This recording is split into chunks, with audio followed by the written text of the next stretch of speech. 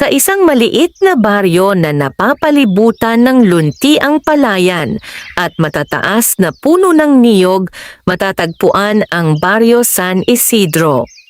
Isa itong payapang lugar kung saan ang mga tao ay namumuhay ng simple at umaasa sa biyaya ng kalikasan.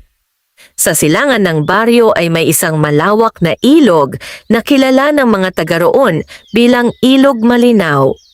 Ang tubig nito ay malinaw at malamig at sa ilalim nito ay sagana ang iba't ibang uri ng isda na siyang pangunahing pinagkukunan ng kabuhayan ng mga mangingisda sa baryo. Isa sa mga kilalang tao sa baryo ay si Aleng Nena. Isa siyang balo na nasa edad na 50, payatang pangangatawan ngunit matibay ang loob. Matagal nang namatay ang kanyang asawa na si Mang Tino, isang mangingisdang kilala noon sa buong baryo dahil sa sipag at tiyaga. Mula nang mawala ang kanyang asawa, si Aleng Nena na lamang ang nagsumikap upang ipagpatuloy ang kabuhayan nilang dalawa. Araw-araw, bago pa sumikat ang araw, gumigising na si Aleng Nena upang maghanda sa kanyang pangingisda. Tahimik niyang binubuksan ang pintuan ng kanilang maliit na kubo na yari sa kawayan at nipa. Sa gilid ng bahay ay nakasandal ang kanyang lumang bangka at mga kagamitan sa pangingisda. Ngunit ang pinakaimportante sa lahat ng kanyang kagamitan ay ang isang kakaibang baloto.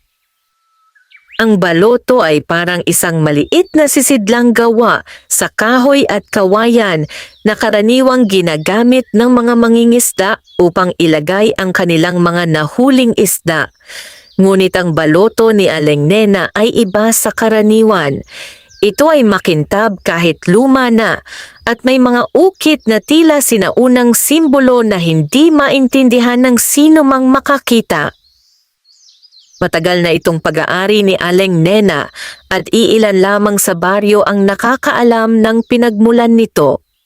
Noong bata pa siya, ikinuwento ng kanyang asawa na ang balotong iyon ay nakuha niya mula sa isang matandang mangingisda na kanilang natulungan sa gitna ng malakas na bagyo. Ang matandang iyon ay tila kakaiba, mahaba ang balbas, at ang mga mata ay tila may taglay na kakaibang liwanag. Bilang pasasalamat, ibinigay ng matanda ang baloto kay Mang Tino.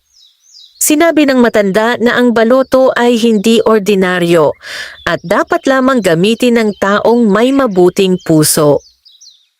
Hindi lubos na naunawaan ni Mang Tino ang ibig sabihin ng matanda, ngunit tinanggap niya ito ng may pasasalamat.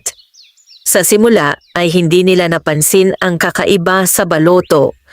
Ngunit nang gamitin nila ito sa pangingisda, napansin nilang palaging napupuno ng maraming isda ang kanilang huli kahit nakakaunti lamang ang kanilang lambat. Simula noon ay naging masagana ang kanilang pamumuhay. Ngunit hindi naging gahaman sina Mang Tino at Aleng Nena. Kinukuha lamang nila ang sapat para sa kanilang pangangailangan. Kapag sobra ang kanilang huli, ibinibigay nila ito sa mga kapitbahay o sa mga mahihirap na pamilya sa baryo. Dahil dito, lalong gumaan ang kanilang buhay at lalong dumami ang biyayang natatanggap nila mula sa ilog. Ngunit dumating ang araw na nagbago ang lahat. Isang umaga habang nangingisda si Mang Tino sa gitna ng ilog, biglang dumilim ang langit. Hindi inaasahan ang pagdating ng isang malakas na bagyo. Ang mga alon ay naging mabangis at ang hangin ay tila galit na galit. Hindi na nakabalik si Mang Tino. Maraming araw ang lumipas bago natagpuan ng mga taga-baryo ang kanyang bangka na wasak at nakasabit sa mga sanga sa gilid ng ilog. Ngunit hindi na nila natagpuan ang kanyang katawan. Simula noon, nagluksa si Aleng Nena. Halos 1 taon siyang hindi nangisda. Ang baloto ay nanatiling nakasabit lamang sa dingding ng kanilang kubo bilang alaala ng kanyang asawa. Ngunit ang buhay ay kailangang magpatuloy. Isang umaga habang pinagmamasdan niya ang ilog mula sa kanilang bakuran, naalala niya ang mga salitang minsang sinabi ng matandang mangingisda. Ang baloto ay para sa taong may mabuting puso. Napagpasyahan ni Aling Nena na gamitin muli ang baloto at ipagpatuloy ang pangingisda, hindi lamang para sa sarili kundi para rin sa mga taong nangangailangan sa kanilang baryo. Sa unang araw na ginamit niya ito, kakaunti lamang ang kanyang lambat at halos wala siyang inaasahang huli. Ngunit nang kanyang tingnan ang baloto, nagulat siya. Punong-puno ito ng sariwang isda. Napaupo si Aling Nena sa bangka habang hawak ang baloto. Hindi niya alam kung matutuwa o matatakot siya. Mula noon ay nagsimula ang kakaibang pagbabago sa kanyang buhay. Sa tuwing siya ay nangingisda, hindi nauubusan ng huli ang kanyang baloto. Kahit kaunti lamang ang kanyang lambat o kahit hindi siya gaanong lumalayo sa pampang, palaging may laman ang kanyang sisidlan. Hindi nagtagal ay napansin ito ng mga taga-baryo. Nagtaka sila kung bakit palaging marami ang huli ni Aling Nena kahit na hindi siya nagtatagal sa ilog. Ang ilan ay natuwa para sa kanya. Ngunit may ilan ding nagsimulang magtaka. At may ilan na nagsimulang mainggit. Hindi alam ni Aling Nena na ang mahiwagang balotong ginagamit niya ay hindi lamang magdadala ng biyaya sa kanyang buhay. Ito rin ang magiging dahilan ng mga pangyayaring magbabago sa tahimik na baryo ng San Isidro. At sa ikalalo ng Ilog Malinaw, may isang lihim na matagal nang nakatago. Isang lihim na unti-unti nang nagigising. Lumipas ang mga araw at patuloy na namuhay si Aling Nena sa tahimik na paraan na kanyang nakasanayan. Tuwing madaling araw, bago pa sumikat ang araw sa silangan, siya ay bumabangon upang ihanda ang kanyang bangka at mga kagamitan sa pangingisda. Tahimik ang baryo sa mga oras na iyon, tanging huni ng mga ibon at mahihinang agos ng tubig mula sa Ilog Malinaw ang maririnig. Bitbit niya ang kanyang lambat at ang mahiwagang baloto na matagal nang naging bahagi ng kanyang buhay.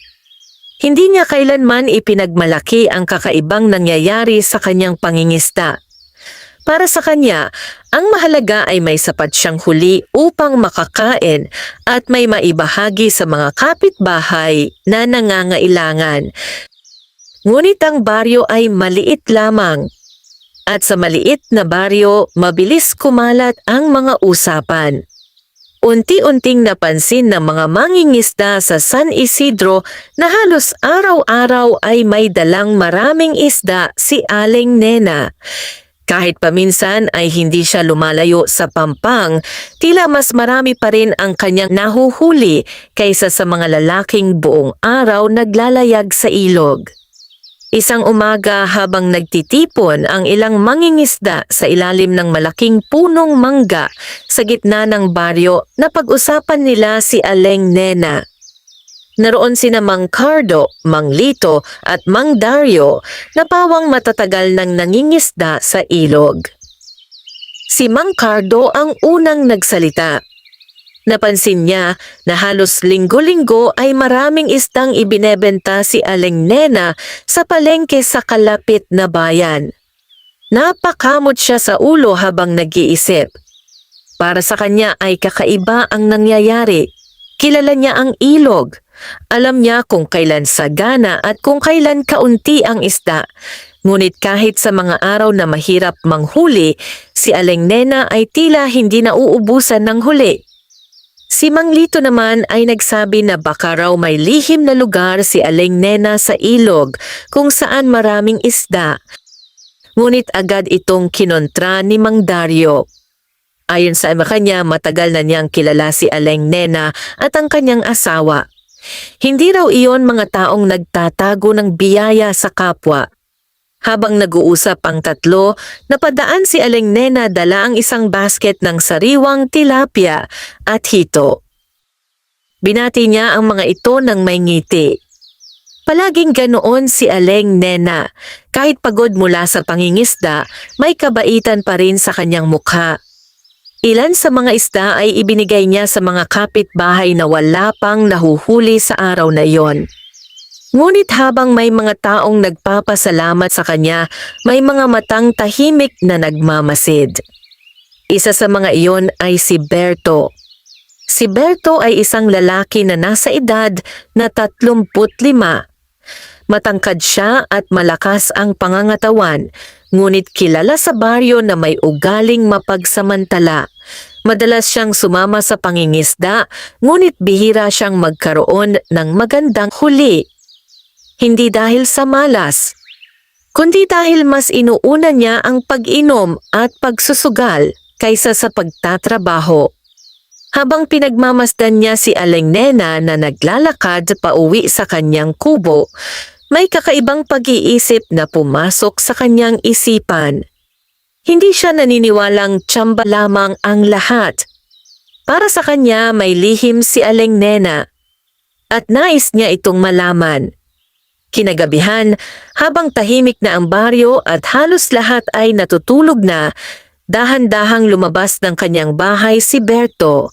Tahimik siyang naglakad patungo sa direksyon ng kubo ni Aleng Nena na matatagpuan malapit sa pampang ng ilog. Ang buwan ay maliwanag at ang hangin ay malamig. Tahimik ang paligid, ngunit tila may kakaibang pakiramdam sa hangin. Nang makarating si Berto sa bakuran ni Aleng Nena, nagtago siya sa likod ng isang punong bayabas. Mula roon ay tanaw niya ang maliit na bintana ng kubo. May ilaw pa sa loob. Makikita niya si Aleng Nena na abala sa paglilinis ng kanyang mga nahuling isda. Maingat niya itong inilalagay sa isang malaking palanggana. Ngunit ang mas nakatawag ng pansin kay Berto ay ang isang bagay na nakasabit sa dingding. Ang baloto. Sa ilalim ng ilaw ng lampara, ang kahoy na baloto ay tila kumikislap. Ang mga ukit sa gilid nito ay malinaw na nakikita at tila may kakaibang buhay ang mga iyon.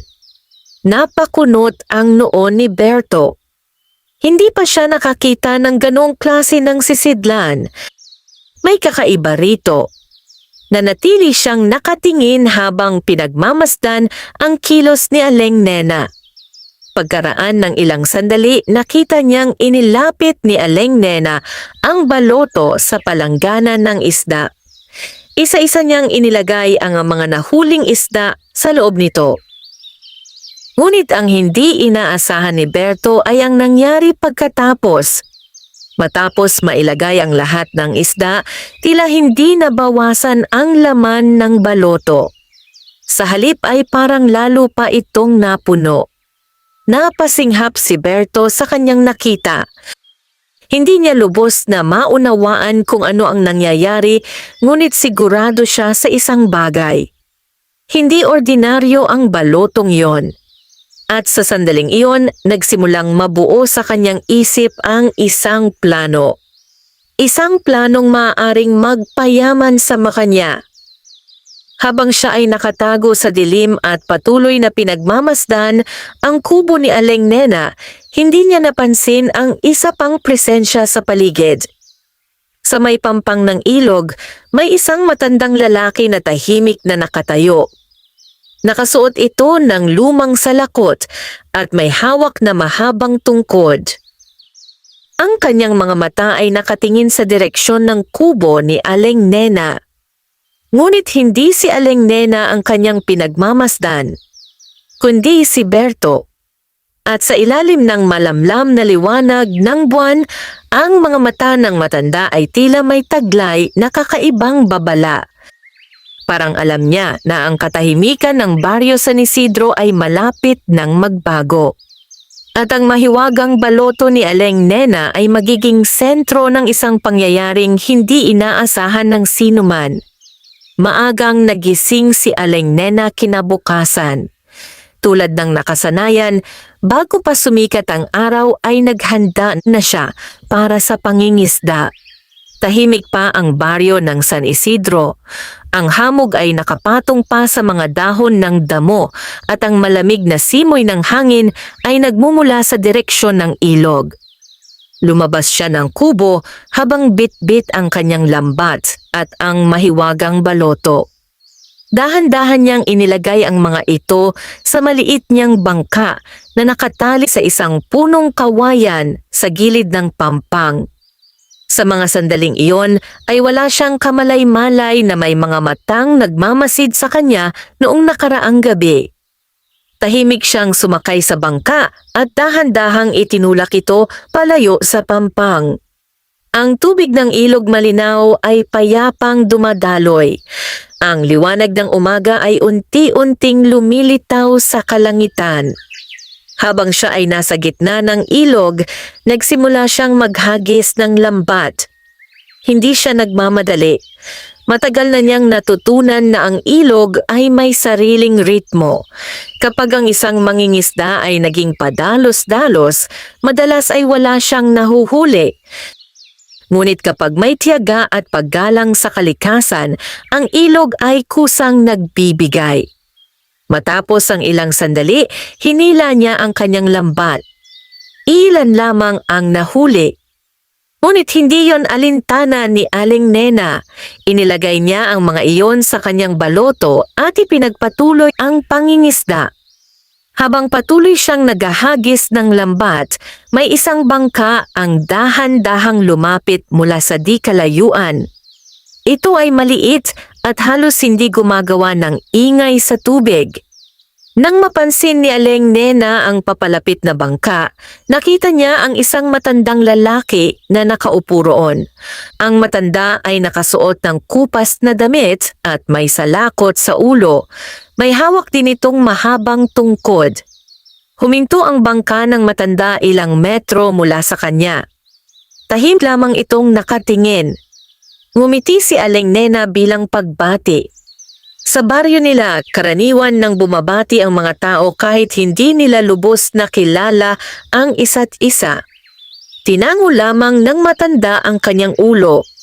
May kakaibang katahimikan sa kanyang presensya. Ang kanyang mukha ay tila pagod sa mahabang panahon ng pamumuhay, ngunit ang kanyang mga mata ay malinaw at matalim. Matagal siyang nakatingin sa baloto ni Aling Nena. Napansin iyon ni Aling Nena.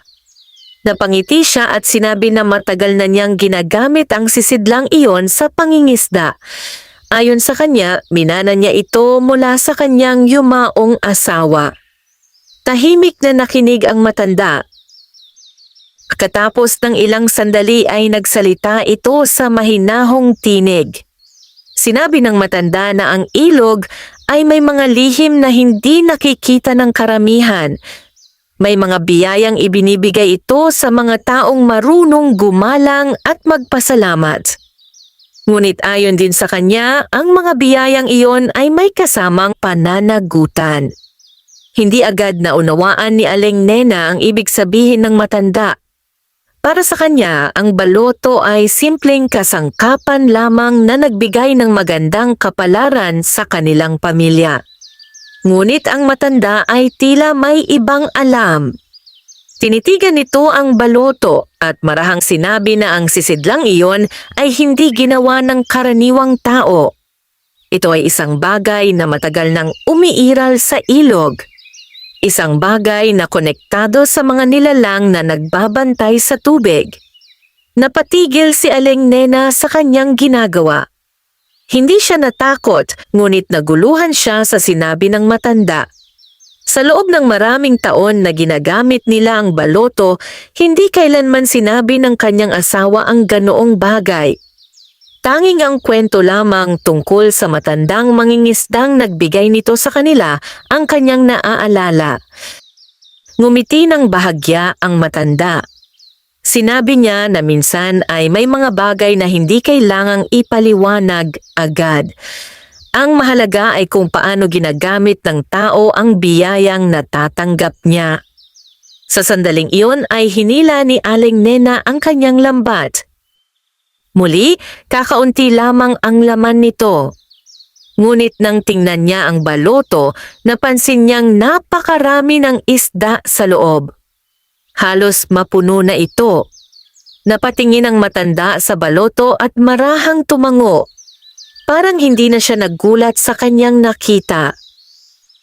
Sinabi niya na hanggat ang gumagamit ng baloto ay may mabuting puso at hindi sakim, patuloy itong magbibigay ng biyaya.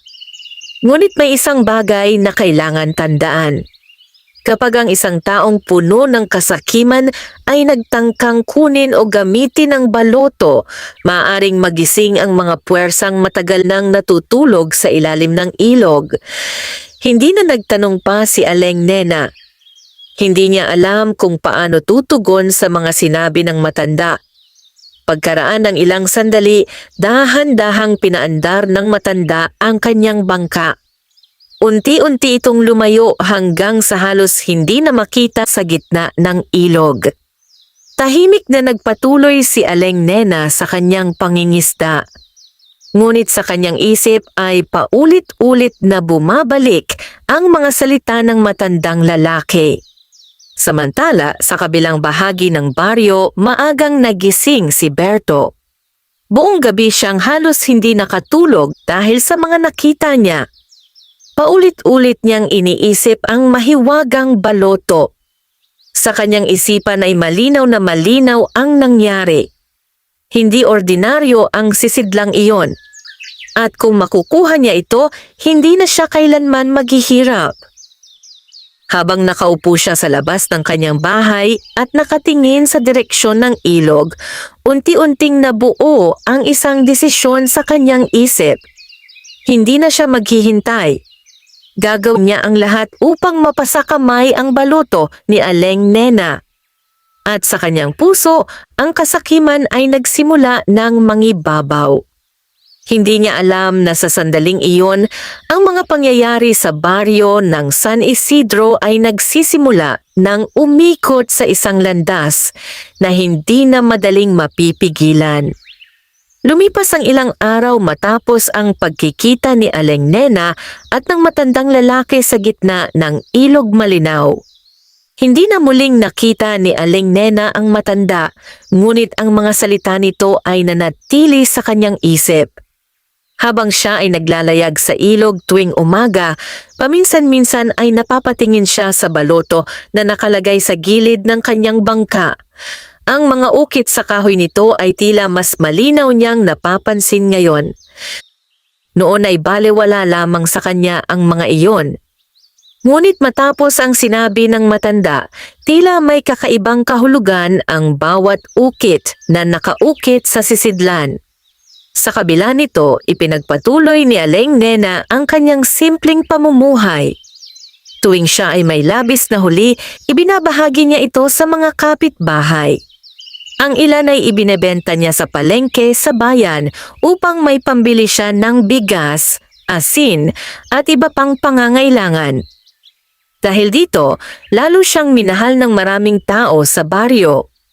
Ngunit hindi lahat ay natutuwa sa kanyang magandang kapalaran. Sa kabilang bahagi ng baryo ay tahimik na nagmamasid si Berto. Sa loob ng ilang araw, sinundan niya si Aling Nena sa ilog. Nagkunwari siyang nangingisda, ngunit ang totoo ay binabantayan niya ang bawat galaw nito.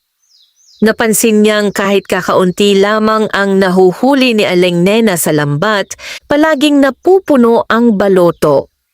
Mas lalo nitong pinagtibay ang kanyang hinala. Sigurado siya na ang lihim ay nasa sisidlang iyon. Isang gabi habang ang baryo ay tahimik na at karamihan ay natutulog na, muling nagtungo si Berto sa kubo ni Aling Nena. Ang buwan ay natatakpan ng makakapal na ulap at ang paligid ay halos walang liwanag. Tahimik siyang naglakad sa bakuran ni Aling Nena. Sa pagkakataong iyon ay patay na ang ilaw sa loob ng kubo. Malamang ay mahimbing nang natutulog ang matanda matapos ang buong araw na pagtatrabaho. Dahan-dahang lumapit si Berto sa bintana. Sumilip siya sa loob. Tahimik ang silid. Sa isang sulok ay nakasabit ang baloto. Ang mga ukit nito ay tila kumikislap kahit sa mahinang liwanag ng buwan na pumapasok sa bintana. Lalong bumilis ang tibok ng puso ni Berto. Pakiramdam niya ay napakalapit na niya sa bagay na matagal na niyang pinapangarap. Yaman. Isang hakbang lamang ang layo. Tahimik siyang lumapit sa pintuan ng kubo. Sinubukan niyang itulak ito. Bahagya itong bumukas dahil hindi ito nakakandado. Marahang pumasok si Berto sa loob. Ang sahig na kawayan ay bahagyang umingit sa bawat hakbang niya, ngunit hindi naman nagising si Aling Nena na natutulog sa kabilang bahagi ng kubo. Hindi na nag-aksaya pa ng oras si Berto. Dahan-dahan siyang lumapit sa dingding kung saan nakasabit ang baloto. Sa unang pagkakataon ay nahawakan niya ito. Ang kahoy nito ay malamig sa kanyang palad. Ngunit sa sandaling iyon ay may kakaibang pakiramdam siyang naramdaman. Parang may dumadaloy na malamig na hangin mula sa sisidlan. Hindi niya iyon pinansin. Para sa kanya, mahalaga lamang na makuha niya ang baloto. Maingat niyang tinanggal ito sa pagkakasabit. Ngunit sa mismong sandaling iyon, biglang nagbago ang pakiramdam ng paligid. Ang hangin sa loob ng kubo ay tila lumamig. Ang ilaw ng buwan na pumapasok sa bintana ay bahagyang nagdilim. Napakunot ang noo ni Berto ngunit hindi siya tumigil. Mahigpit niyang hinawakan ang baloto at nagsimulang lumakad palabas ng kubo. Ngunit bago pa siya makarating sa pintuan, may narinig siyang kakaibang tunog. Hindi ito galing sa loob ng bahay. Galing ito sa direksyon ng ilog. Isang malalim at mababang ugong na tila nagmumula sa kailaliman ng tubig. Napahinto si Berto. Saglit siyang napatingin sa bintana. Ang tubig ng ilog malinaw na kanina lamang ay tahimik ay tila bahagyang gumagalaw. Parang may malalaking aninong gumugulong sa ilalim nito.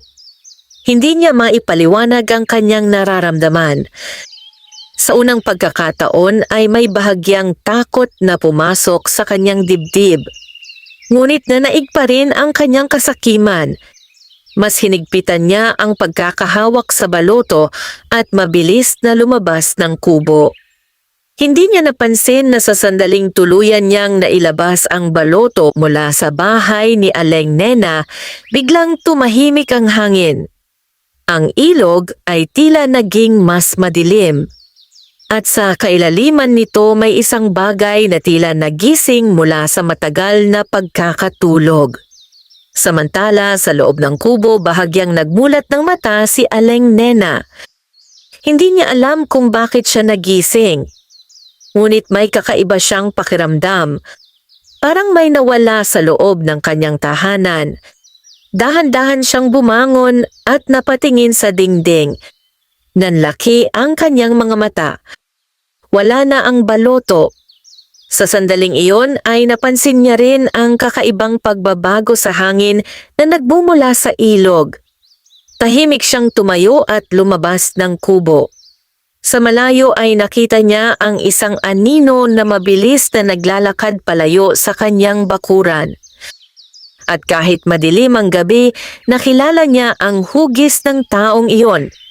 Si Berto. Hindi niya alam kung ano ang mangyayari. Ngunit sa kanyang puso ay naramdaman niyang ang pagkawala ng baloto ay hindi lamang simpleng pagnanakaw. Ito ang simula ng isang pangyayaring maaring magdala ng panganib sa buong baryo ng San Isidro. Habang mabilis na naglalakad, si Berto palayo sa kubo ni Aling Nena, mahigpit niyang hawak ang baloto sa kanyang dibdib. Halos hindi niya marinig ang sarili niyang paghinga dahil sa lakas ng tibok ng kanyang puso. Sa kanyang isip ay iisa lamang ang umiikot na kaisipan. Sa wakas ay nasa kanya na ang sisidlang magbibigay sa kanya ng kayamanan. Hindi na siya kailanman maghihirap. Mabilis siyang dumaan sa madilim na bahagi ng baryo hanggang sa makarating siya sa kanyang maliit na bahay na nasa dulo ng San Isidro. Nang makapasok siya sa loob ay agad niyang isinara ang pinto at inilapag ang baluto sa mesa. Tahimik siyang nakatitig dito. Sa unang pagkakataon ay mas napagmasdan niya ng mabuti ang sisidlan. Ang kahoy nito ay tila makintab kahit luma na. Ang mga ukit sa paligid ay parang gumagalaw kapag tinatamaan ng liwanag ng lampara. Hindi niya maintindihan ang mga simbolong nakaukit dito, ngunit alam niyang kakaiba ang mga ito.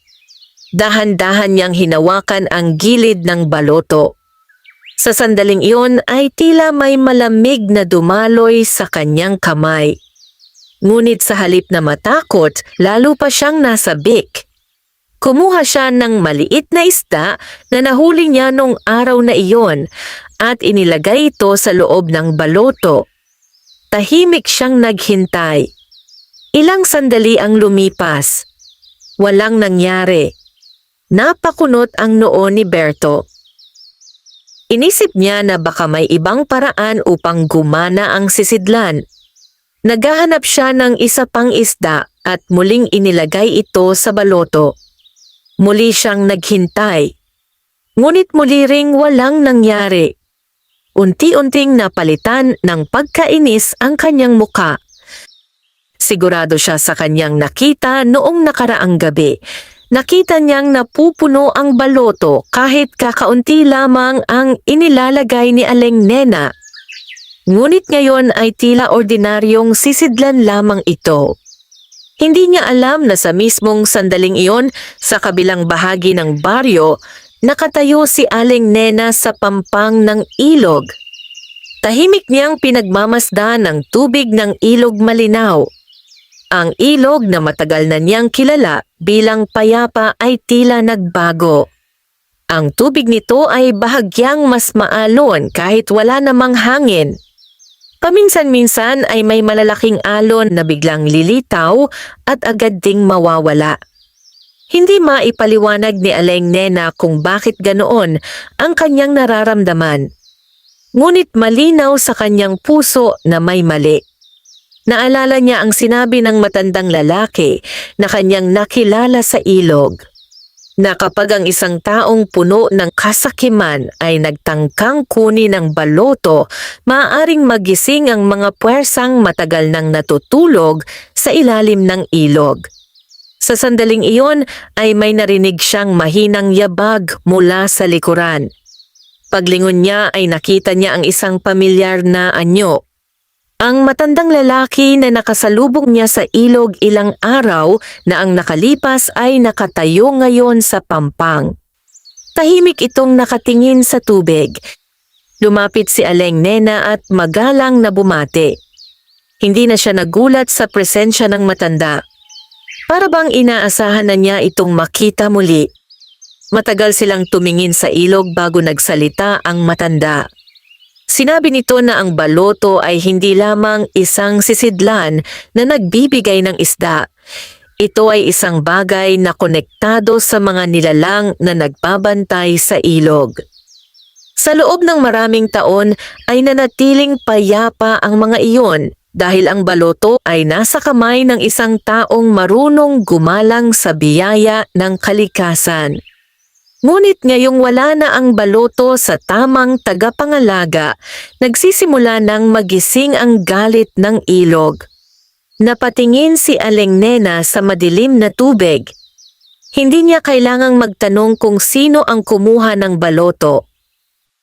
Alam na niya. Sinabi ng matanda na kung hindi maibabalik ang baloto sa lalong madaling panahon, maaring magbago ang takbo ng ilog. Ang mga isda ay maaring mawala. Ang tubig ay maaring maging mapanganib. At ang baryo na matagal nang umaasa sa biyaya ng ilog ay maaring magdusa. Tahimik na nakinig si Aling Nena. Sa kabila ng kanyang edad, matatag ang kanyang loob. Hindi niya maaring pabayaan ng baryo na kanyang kinalakihan. Sinabi niya sa matanda na handa siyang gawin ang anumang kinakailangan upang maibalik ang baloto. Samantala, sa bahay ni Berto, patuloy niyang sinusubukang paandarin ang mahiwagang sisidlan. Ilang beses na siyang naglagay ng isda sa loob nito. Ngunit wala pa ring nangyayari. Sa kanyang galit ay hinampas niya ang mesa. Hindi niya matanggap na hindi gumagana ang baloto sa kanya. Habang siya ay nagmumura sa kanyang sarili, bigla niyang napansin ang isang bagay. Ang mga ukit sa baloto ay tila unti-unting umiitim.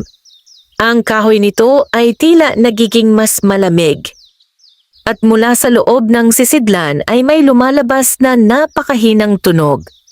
Isang mababang ugong na parang nagmumula sa malalim na tubig. Hindi niya alam kung bakit, ngunit sa sandaling iyon ay nakaramdam siya ng kakaibang kaba.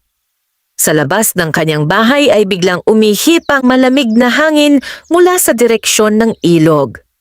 Ang mga puno ay bahagyang kumaluskos. At sa kailaliman ng ilog malinaw, ang tubig ay nagsimulang umikot ng dahan-dahan. Parang may isang malaking nilalang na unti-unting gumagalaw mula sa matagal na pagkakatulog. Ang galit ng ilog ay nagsisimula ng magising. Madilim pa ang kalangitan ng gabing iyon, ngunit ang hangin sa baryo ng San Isidro ay tila mabigat. Ang mga dahon ng puno ay bahagyang kumakaluskos kahit wala namang malakas na hangin. Sa pampang ng ilog malinaw ay tahimik na nakatayo si Aling Nena at ang matandang lalaki na nagbigay ng babala tungkol sa mahiwagang baloto. Pareho silang nakatingin sa tubig.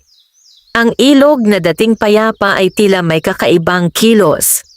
Paminsan-minsan ay may maliliit na alon na lumilitaw kahit hindi naman ito inaabot ng hangin. Ang tubig ay tila may sariling paghinga. Napansin yon ni Aling Nena. Sa buong buhay niya ay kabisado na niya ang ugali ng ilog. Alam niya kung kailan ito tahimik, kung kailan ito masigla, at kung kailan ito nagiging mapanganib. Ngunit ang nakikita niya ngayon ay hindi niya pa kailanman naranasan. Tahimik siyang lumingon sa matandang lalaki. Tinanong niya kung ano ang maaaring mangyari kung hindi agad maibabalik ang baloto. Matagal na hindi nagsalita ang matanda. Pinagmamasdan lamang nito ang ilog na tila may iniisip. Pagkaraan ng ilang sandali ay marahan itong nagsalita. Sinabi ng matanda na matagal nang konektado ang baloto sa espiritu ng ilog. Hindi ito basta ginawa ng tao.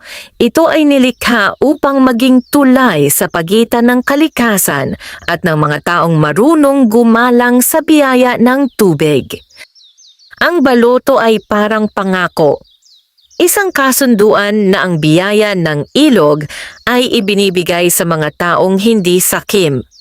Sa loob ng maraming taon, ang pangakong iyon ay hindi nasira dahil sina Mang Tino at Aling Nena ay hindi kailanman naging gahaman. Kinukuha lamang nila ang sapat para sa kanilang pangangailangan at ibinabahagi pa nila ang sobra sa ibang tao. Ngunit ngayong ang baloto ay nasa kamay ng isang taong puno ng kasakiman, nagsisimula ng masira ang kasunduang iyon. Ayon sa matanda, kapag tuluyang nagalit ang ilog, maaaring mawala ang mga isda sa tubig. Ang mga alon ay maaaring maging malakas at mapanganib.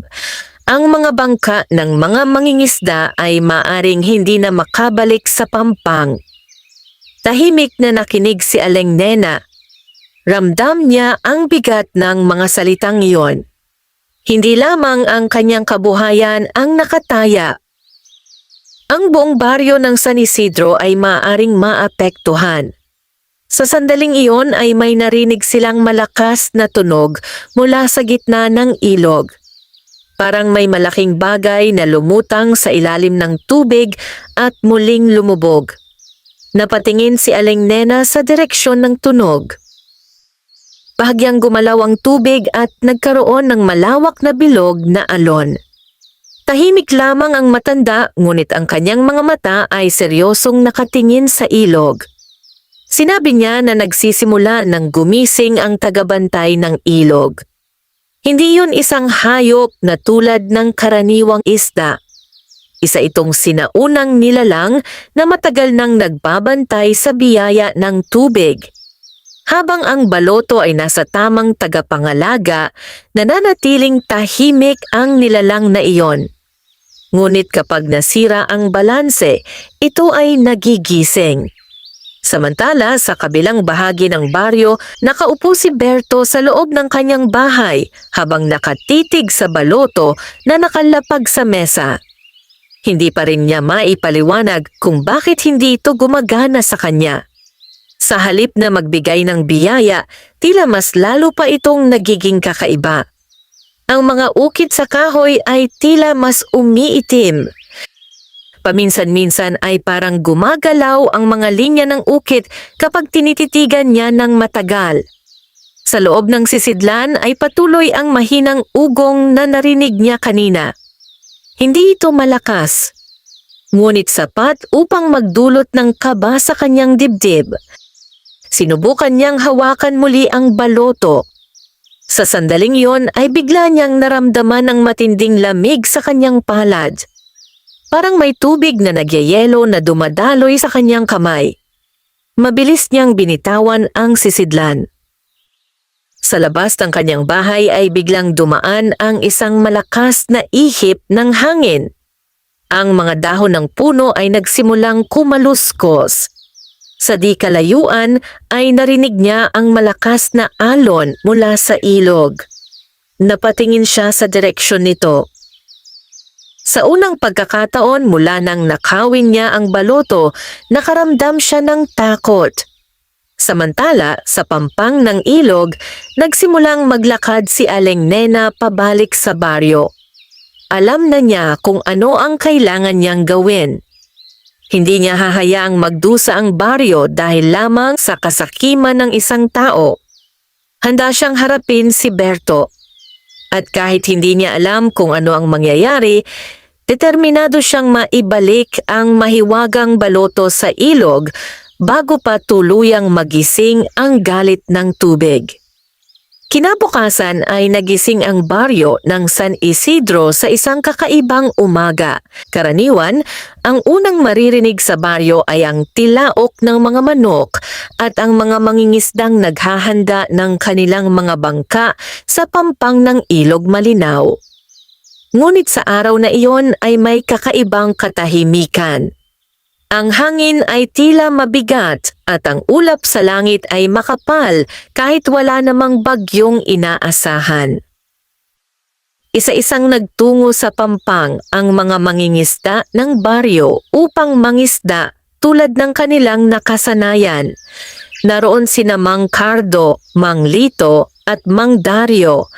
Bitbit nila ang kanilang mga lambat at kawayan na ginagamit sa paghuli ng isda.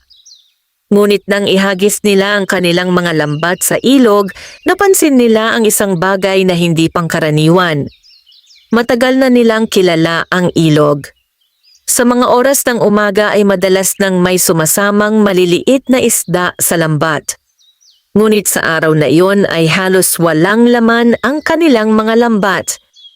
Sinubukan nila ulit at muli. Ngunit ganoon pa rin ang resulta. Nagkatinginan ang tatlong mangingisda. Hindi sila sanay sa ganitong pangyayari. Ang ilog malinaw ay kilala sa pagiging masagana. Kahit sa mga araw na mahirap manghuli, palaging may kaunting isda na nahuhuli ang mga mangingisda. Ngunit ngayon ay tila biglang nawala ang mga isda sa tubig. Habang nagtataka ang mga mangingisda, napansin nila ang kakaibang galaw ng ilog. May mga bahagi ng tubig na tila umiikot ng dahan-dahan. Paminsan-minsan ay may malalaking alon na lumilitaw kahit walang hangin. unti-unting nagsimulang magbulungan ang mga tao sa pampang. Ang iba ay nagsimulang mag-alala. Samantala sa kanyang kubo, maagang nagising si Aling Nena. Alam na niya ang dahilan kung bakit nagkakaganito ang ilog. Tahimik siyang lumabas ng bahay at naglakad papunta sa baryo. Habang siya ay naglalakad ay napansin niya ang mga taong nag-uusap-usap tungkol sa kakaibang nangyayari sa ilog. May mga nagsasabing baka raw may paparating na bagyo. May ilan namang nag-iisip na baka nagbago lamang ang galaw ng tubig. Ngunit si Aling Nena ay alam ang katotohanan. Ang baluto ay wala na sa tamang kamay at nagsisimula ng magbago ang balanse ng ilog. Sa kabilang bahagi ng baryo, si Berto ay nakaupo sa loob ng kanyang bahay habang pinagmamasdan ang mahiwagang sisidlan na kanyang ninakaw.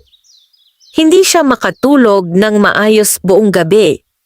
Ang mahinang ugong mula sa loob ng baloto ay tila hindi tumigil. Paminsan-minsan ay parang lumalakas ito. Sinubukan niyang takpan ang baloto ng tela. Ngunit kahit natatakpan na ito ay patuloy pa rin ang tunog. Hindi na niya alam kung ano ang gagawin. Ang balotong inaakala niyang magbibigay sa kanya ng kayamanan ay tila nagiging dahilan ng kanyang kaba.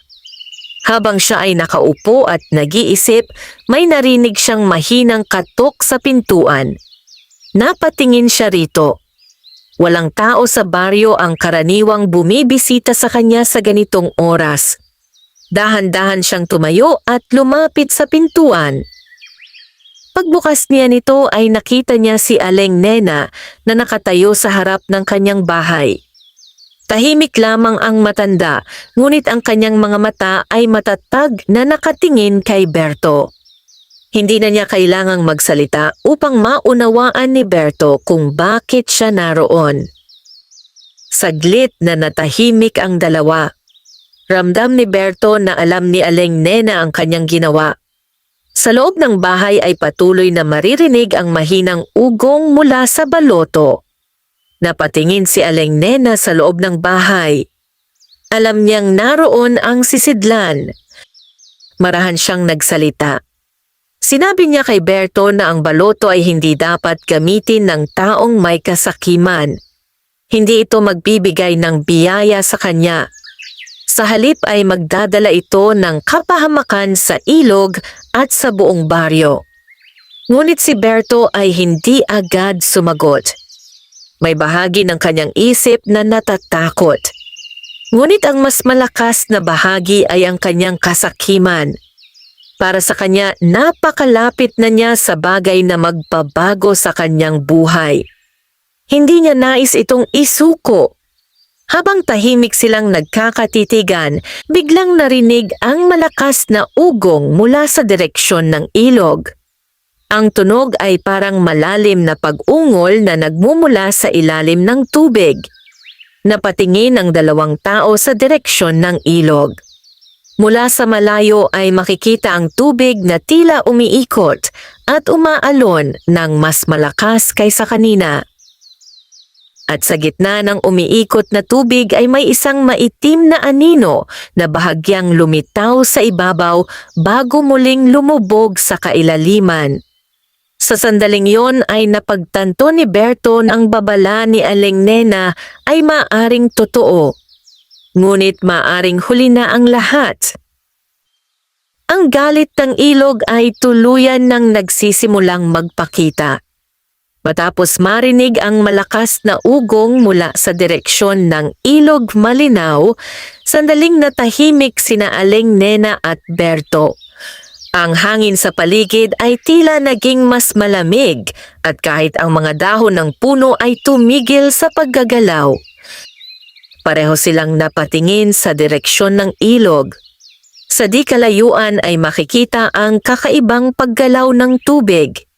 Ang dating payapang agos ay tila umiikot sa isang bahagi ng ilog at ang mga alon ay patuloy na lumalaki kahit walang hangin na nagtutulak dito.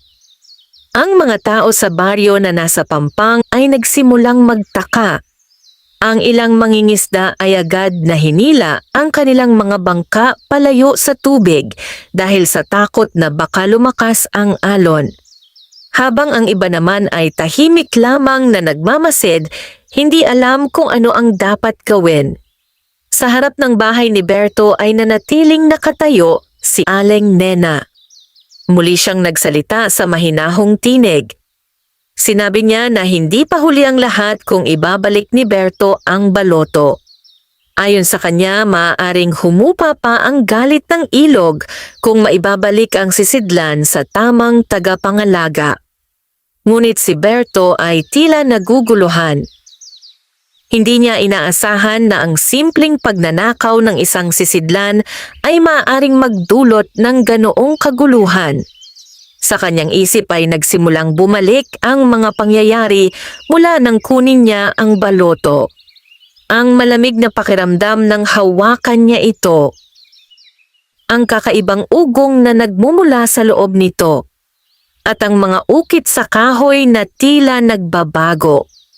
Unti-unti siyang napalingon sa loob ng kanyang bahay kung saan nakalagay ang baloto sa ibabaw ng mesa.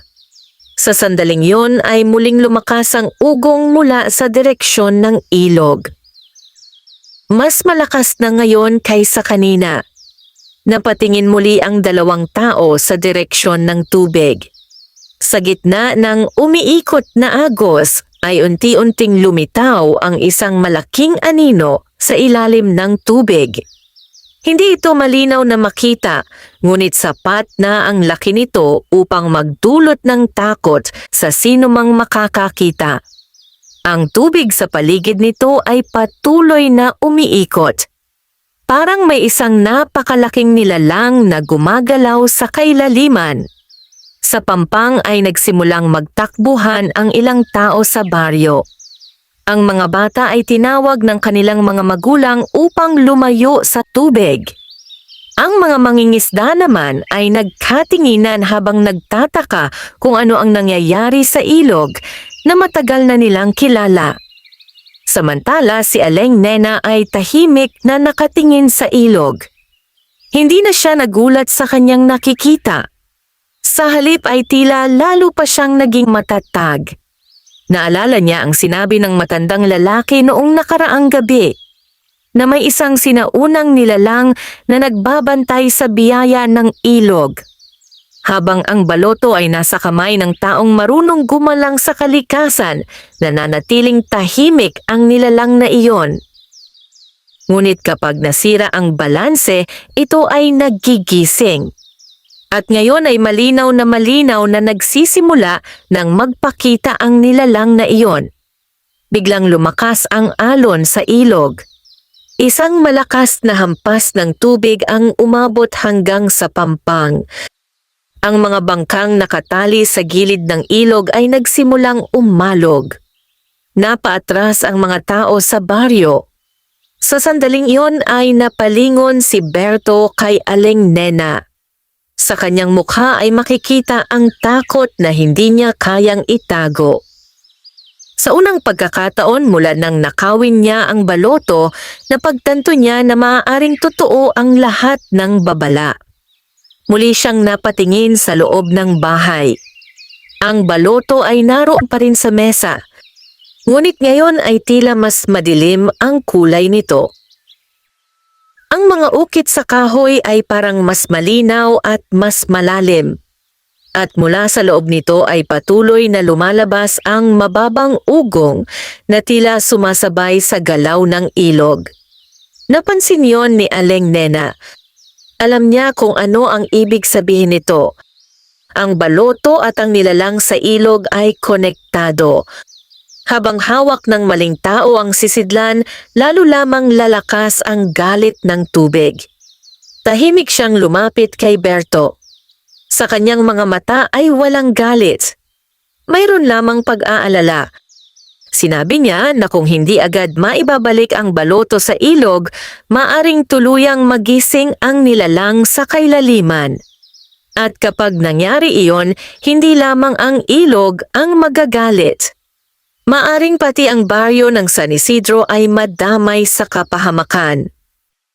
Habang sila ay nag-uusap, muling gumalaw ang tubig sa gitna ng ilog. Sa pagkakataong iyon ay mas malinaw na nakita ang malaking anino sa ilalim ng tubig. Isang napakalaking anyo na dahan-dahang umiikot sa kailaliman. At sa bawat galaw nito, ang tubig ng ilog malinaw ay lalong nagiging magulo. Ang katahimikan ng baryo ay unti-unti nang napapalitan ng takot. At ang desisyon ni Berto ang maaring magtakda kung ang galit ng ilog ay titigil o tuluyang sasabog. Ang buong baryo ng San Isidro ay napuno ng kaba habang pinagmamasdan ng mga tao ang kakaibang galaw ng ilog malinaw. Ang tubig na dati ay tahimik at malinaw ay ngayon ay tila may sariling buhay. Ang mga alon ay patuloy na umiikot sa gitna ng ilog at paminsan-minsan ay may malalakas na hampas ng tubig na umaabot hanggang sa pampang. Ang mga mangingisda ay hindi na naglakas loob na ilapit ang kanilang mga bangka sa tubig. Ang iba ay nagtipon sa gilid ng ilog habang tahimik na nag-uusap tungkol sa kung ano ang maaring mangyari. Marami sa kanila ang hindi makapaniwala sa kanilang nakikita. Sa buong buhay nila ay hindi pa nila nasaksihan ang ganitong paggalaw ng ilog. Samantala, sa harap ng bahay ni Berto, nananatiling nakatayo si Aling Nena habang nakatingin sa kanya. Sa loob ng bahay ay naroon pa rin ang baloto na ninakaw niya. Ang mahinang ugong mula sa loob nito ay tila sumasabay sa malalim na pag-ungol ng tubig sa ilog. Tahimik si Berto. Ang kanyang isip ay puno ng kaguluhan. Sa isang banda ay naroon ang kanyang matagal ng pagnanais na magkaroon ng kayamanan. Sa loob ng maraming taon ay pakiramdam niya ay palaging kulang ang kanyang kapalaran. Nakikita niya ang ibang tao sa baryo na namumuhay ng payapa habang siya ay patuloy na naghihirap. Ngunit sa kabilang banda ay naroon ang takot na unti-unting pumapasok sa kanyang puso. Hindi niya inaasahan na ang simpleng pagnanakaw ng isang sisidlan ay maaring magdulot ng ganitong kalaking kaguluhan. Napatingin siya sa direksyon ng ilog. Mula sa kanyang kinatatayuan ay makikita ang umiikot na tubig sa gitna nito. Paminsan-minsan ay sumisilip ang malaking anino sa ilalim ng tubig bago muling mawala sa kailaliman. Hindi niya alam kung ano ang nilalang na iyon. Ngunit malinaw na ito ay hindi pangkaraniwang isda.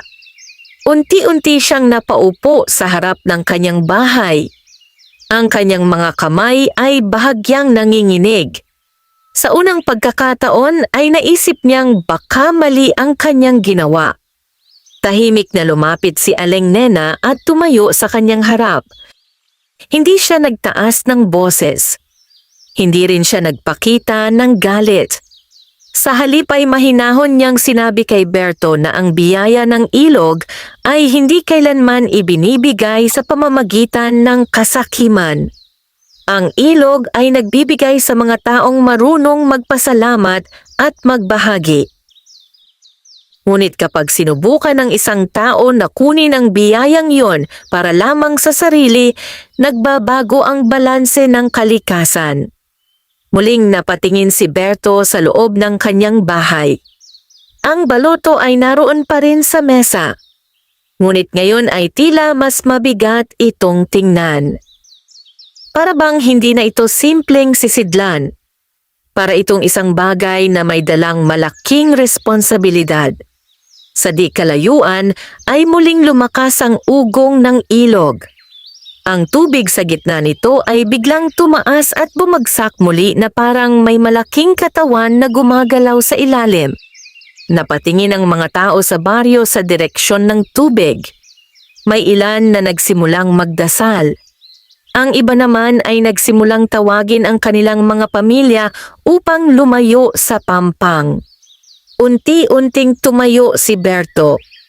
Tahimik siyang pumasok sa loob ng kanyang bahay. Ilang sandali lamang ay lumabas siyang muli. Sa kanyang mga kamay ay hawak na niya ang mahiwagang baloto. Sa unang pagkakataon ay tila wala na ang kasakiman sa kanyang mga mata. Sa halip ay may mabigat na pag-aalinlangan. Tumapit siya kay Aling Nena at tumingin sa direksyon ng ilog. Hindi niya alam kung sapat pa ang kanyang gagawin upang itama ang kanyang pagkakamali. Ngunit alam niyang kailangan niyang subukan. Sa sandaling yun ay nagsimula silang maglakad patungo sa pampang ng ilog. Ang mga tao sa baryo ay nagbigay daan habang sila ay dumadaan. Tahimik ang lahat habang pinagmamasdan ng baloto sa kamay ni Berto. Habang papalapit sila sa tubig, mas lalong lumalakas ang galaw ng ilog.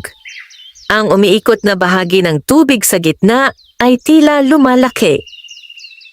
At sa ilalim nito ay muling sumilip ang napakalaking anino. Sa sandaling yon ay naramdaman ni Berto ang bigat ng kanyang ginawa. Alam niyang ang susunod niyang hakbang ang magtatakda kung titigil ang galit ng ilog o kung tuluyan na itong magpapakawala ng kapahamakan sa baryo ng San Isidro. Tahimik ang buong baryo ng San Isidro habang naglalakad sina Aling Nena at Berto patungo sa pampang ng Ilog Malinaw. Ang mga tao ay nakasunod sa kanila sa di kalayuan, ngunit walang nagsasalita. Ang bawat isa ay nakatingin sa baloto na mahigpit na hawak ni Berto. Sa bawat hakbang nila palapit sa ilog ay mas lalo pang nagiging magulo ang tubig. Ang mga alon ay tumataas at bumabagsak sa pampang. Ang dating malinaw na agos ay tila umiikot sa isang bahagi ng ilog na parang may malaking puwersang gumagalaw sa ilalim nito. Mula sa gitna ng umiikot na tubig ay muling sumilip ang malaking anino. Sa pagkakataong iyon ay mas malinaw na makikita ang laki nito. Napakalawak ng katawan ng nilalang na nasa kailaliman ng ilog. Sa bawat galaw nito ay lumilikha ito ng malalakas na alon na umaabot hanggang sa gilid ng pampang. Ang mga tao sa baryo ay napaatras. Ang ilan ay halos hindi makapaniwala sa kanilang nasasaksihan. Ngunit si Aling Nena ay nanatiling matatag. Tahimik siyang tumingin kay Berto.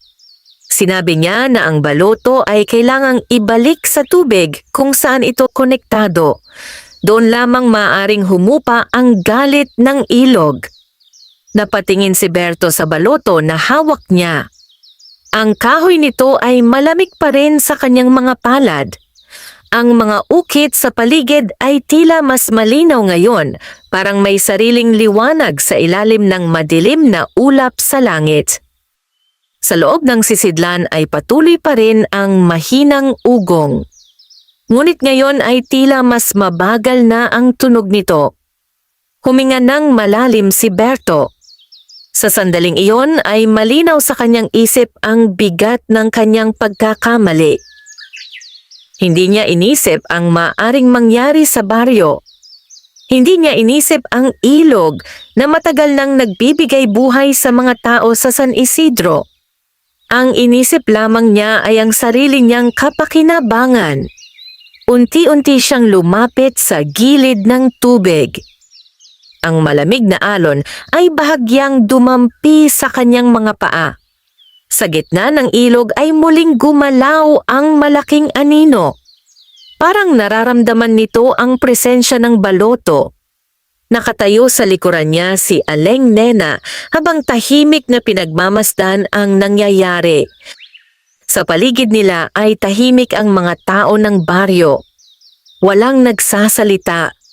Lahat ay naghihintay sa susunod na mangyayari. Dahan-dahang inilapit ni Berto ang baloto sa tubig.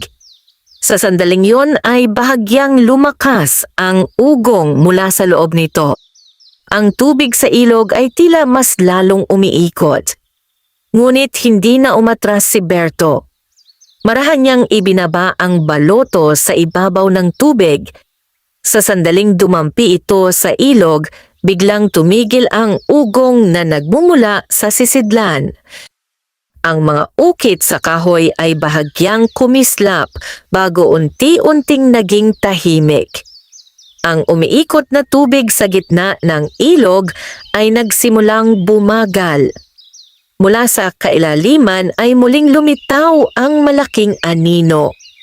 Ngunit sa pagkakataong iyon ay hindi na ito gumagalaw ng marahas. Dahan-dahan itong lumapit sa direksyon ng baloto na lumulutang sa ibabaw ng tubig. Tahimik na pinagmamasdan ng lahat ang nangyayari. Sa sandaling iyon ay unti-unting lumubog ang baloto sa ilog. Parang may humihila rito pababa sa kailaliman. Kasabay nito ay unti-unting humupa ang galaw ng tubig. Ang mga alon ay nagsimulang kumalma. Ang umiikot na bahagi ng ilog ay dahan-dahang naging payapa. At ang malaking anino sa ilalim ng tubig ay tuluyang nawala sa kaistasyon. Makalipas ang ilang sandali ay bumalik ang katahimikan sa ilog malinaw. Ang tubig ay muling naging malinaw at mahinahon. Ang hangin sa paligid ay tila gumaan. Ang mga tao sa baryo ay nagkatinginan habang unti-unting napagtanto na ang panganib ay lumipas na. Napaupo si Berto sa gilid ng pampang. Sa kanyang dibdib ay may halo ng pagod at pagsisisi. Alam niyang hindi niya mababago ang kanyang nagawa, ngunit nagpapasalamat siya na nabigyan pa siya ng pagkakataong itama ang kanyang pagkakamali. Lumapit si Aling Nena at tumayo sa tabi niya. Tahimik silang tumingin sa ilog.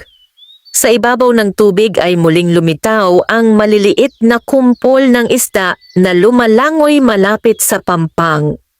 Ang ilog ay tila muling nagbigay ng tanda ng kapayapaan. Sa mga sumunod na araw ay unti-unting bumalik sa normal ang buhay sa baryo ng San Isidro. Muling naging masagana ang huli ng mga mangingisda. Ang ilog ay muling nagbigay ng biyaya sa mga taong umaasa rito. Hindi na muling nakita ang mahiwagang baloto. Ngunit nanatili sa alaala ng mga tao ang aral na iniwan nito. Na ang biyaya ng kalikasan ay hindi dapat kunin ng may kasakiman. Ito ay dapat ingatan, igalang at ibahagi. At sa kailaliman ng ilog malinaw, ang sinaunang tagabantay ay muling natulog. Tahimik na binabantayan ang balanse ng kalikasan at ang mga taong marunong gumala sa biyaya nito. Wakas.